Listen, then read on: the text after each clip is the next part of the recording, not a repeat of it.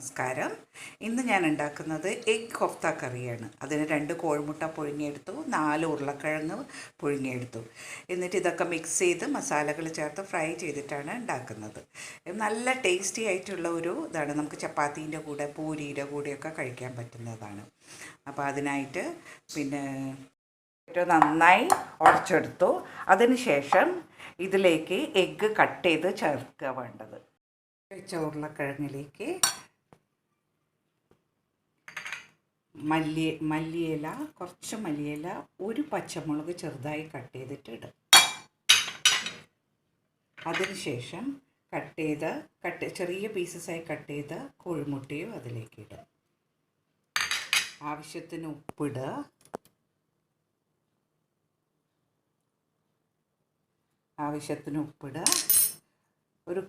ഒരു കാ ടീസ്പൂൺ പെരിഞ്ജീരകപ്പൊടി ഇടുക.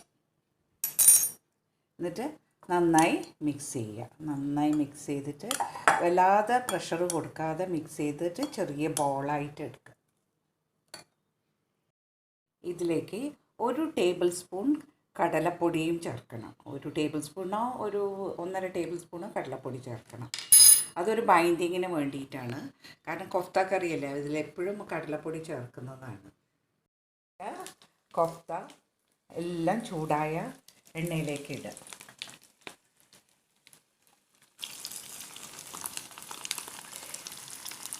ഈ പാനിൽ ഉണ്ടാക്കുമ്പോൾ എന്താ വെച്ചാൽ ഒരു 7 കുഴികളുള്ള പാനാണത്. അപ്പോൾ അതുകൊണ്ട് 7 എണ്ണം ഒറ്റയടിക്ക് ഉണ്ടാക്കാം. മറ്റേതൊക്കെ ഇങ്ങനെ അങ്ങോട്ടും ഇങ്ങോട്ടും തട്ടിയിട്ടൊക്കെ ചിലപ്പോൾ പൊടിയാനൊക്കെ സാധ്യത. ഇതെനിക്ക് വളരെ ഈസിയായി തോന്നുന്നുണ്ട്. ഇത് ശരിക്കും ഒരു ഇരുമ്പിൻ്റെ കാരമുള്ള പാത്രമാണ്. അപ്പോൾ അതുകൊണ്ട് എന്താ വെച്ചാൽ ഇത് നമ്മൾ നന്നായി സൂക്ഷിച്ചാൽ അത് നോൺ സ്റ്റിക്ക് മാറ്റി തന്നെയായിരിക്കും. എപ്പോഴും കുക്ക് ചെയ്ത് കഴിഞ്ഞാൽ എണ്ണ തേച്ച് വയ്ക്കുക, അതൊക്കെ ചെയ്യണം. അത് നന്നായി നമുക്ക് ഉപയോഗിക്കാൻ പറ്റും. ഇരുമ്പിൻ്റെ ചിഞ്ച ഹെൽത്തിയും ആണല്ലോ. ഈസിയായി തോന്നുന്നില്ലേ ഇങ്ങനെയുള്ള ഈ പാത്രത്തിൽ ഉണ്ടാക്കുമ്പം? ഉണ്ണിയപ്പച്ചട്ടിയിൽ ഉണ്ടാക്കുമ്പോൾ ഈസിയായി തോന്നുന്നില്ല. കാരണം 7 എണ്ണം ഒറ്റയടിക്ക് വരും. മറ്റേ നമ്മൾ ഒന്നിച്ച് ചെയ്യുമ്പോൾ അത് ചിലപ്പോൾ പൊട്ടിപ്പോവാനൊക്കെ സാധ്യത. ഇത് മെല്ലനെ എടുത്ത് മാറ്റി, അധികം എണ്ണ ആവശ്യമില്ല. ഇതിലേക്ക് കുറച്ച് എണ്ണ മതി. ഫ്രൈ ആയ കൊഫ്താസൊക്കെ മാറ്റിയെടുക്കാം. നമുക്ക് നല്ല ബ്രൗൺ കളറായിട്ടുണ്ട്.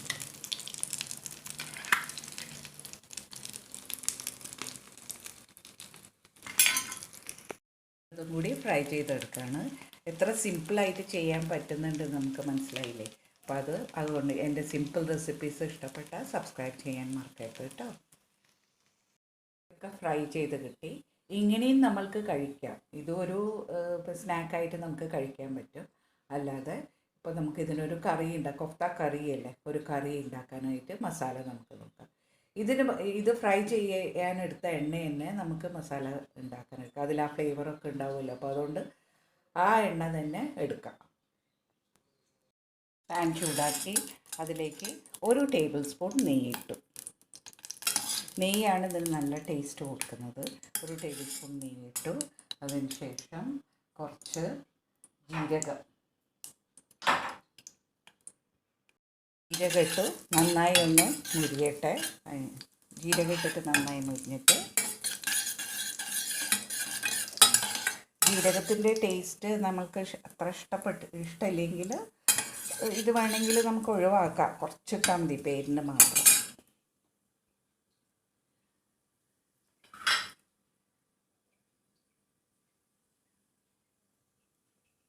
അതിന് ശേഷം ഉള്ളി ഇട്ടിട്ട് നന്നായി വഴറ്റുക. ഇത് നന്നായി വഴറ്റുക.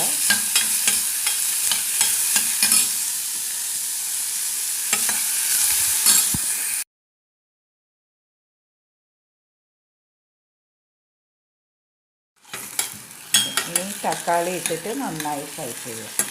നന്നായി ഫ്രൈ ആവണം, നല്ല ഇതായിട്ട് ഫ്രൈ ആവണം.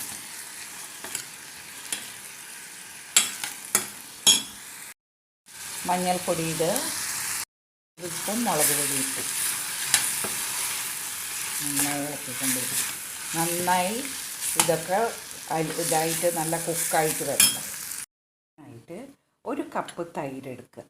തൈരെടുത്തിട്ട് അതിൽ ടേബിൾ സ്പൂൺ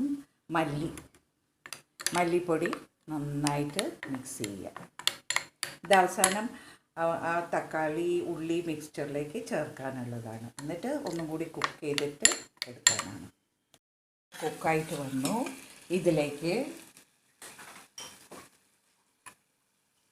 തൈരിൽ മിക്സ് ചെയ്ത മല്ലിപ്പൊടി, കുറച്ച് കുരുമുളക് പൊടിയും ഇട്ടിട്ടുണ്ട്. അത് നന്നായിട്ട് ഇതിലേക്ക് ചേർക്കാം. നന്നായിട്ട് മിക്സ് ആവട്ടെ. ഈ തക്കാളി കുക്കാവാൻ വേണമെങ്കിൽ കുറച്ച് വെള്ളം ഒഴിക്കുക. അത് വറ്റുന്ന വരെ വെയിറ്റ് ചെയ്യണം. എന്നിട്ടില്ല, നല്ലൊരു ഗ്രേവി കിട്ടിയിട്ടുണ്ട്. ഇനി ആവശ്യത്തിന് ഉപ്പിടുക. വേണമെങ്കിൽ ജിഞ്ചർ ഗാർലിക് പേസ്റ്റ് കുറച്ചിടുക. എന്നിട്ട് കുറച്ചധികം നേരം തിളപ്പിക്കണം. ശരിക്കും മുൻപ് ഇടേണ്ടതാണ്, ഞാൻ വിട്ടുപോയതാണ്. അപ്പോൾ ഈ സമയത്ത് വേണമെങ്കിൽ ഇടാം. അപ്പോൾ അതിൻ്റെ ഫ്ലേവർ ഇപ്പോൾ ഒരു ടീസ്പൂണോ 2 ടീസ്പൂൺ ഇടുക ജിഞ്ചർ ഗാർലിക് പേസ്റ്റ്. അതിൻ്റെ ഫ്ലേവർ എന്തായാലും ഇടും. എന്നിട്ട് കുറച്ച് നേരം കൂടി തിളപ്പിക്കുക. തിളപ്പിച്ച് കഴിഞ്ഞിട്ട് നല്ലൊരു ഗ്രേവി കിട്ടിയില്ലേ? ഈ ഗ്രേവിയിലേക്ക് നമ്മൾ ഇതാക്കി വെച്ച കൊഫ്ത, ഫ്രൈ ചെയ്ത് വെച്ച എഗ് കൊഫ്ത ഇടുക. ഓരോന്നോരോന്നായിട്ട് ഇടുക. ശരി, നോക്കൂ. അങ്ങനെ സൂപ്പർ ടേസ്റ്റി ആയിട്ടുള്ള കൊഫ്ത കറി റെഡിയായി. തിളയ്ക്കുന്നുണ്ട്. അധികം നേരം തിളപ്പിക്കണമെന്നില്ല. ഈ സമയത്ത് കുറച്ച് ഷുഗർ ഇടുക, ഒക്കെ ബാലൻസ് ആയി കിട്ടാൻ വേണ്ടിയിട്ട്. അതിനുശേഷം മല്ലിയില ഇടുക, തീ ഓഫ് ചെയ്യുക. കഴിഞ്ഞു. കറി റെഡിയായി. നല്ല ടേസ്റ്റി ആയിട്ടുള്ള നല്ല കളറുള്ള ഒരു കറിയാണ്. നല്ലൊരു ഡിഫറെൻ്റ് ആയിട്ടുള്ള കറിയാണ് ഇത്. ചപ്പാത്തീൻ്റെ കൂടെയോ പൂരീൻ്റെ കൂടെയോ സൂപ്പർ ടേസ്റ്റി ആയിട്ടുള്ള കൊഫ്ത കറി റെഡിയായി. ഇത് പൂരിയുടെ കൂടെ നന്നായിരിക്കും കഴിക്കാൻ. രാവിലത്തെ ബ്രേക്ക്ഫാസ്റ്റിനൊക്കെ വളരെ ടേസ്റ്റിയാണിത്.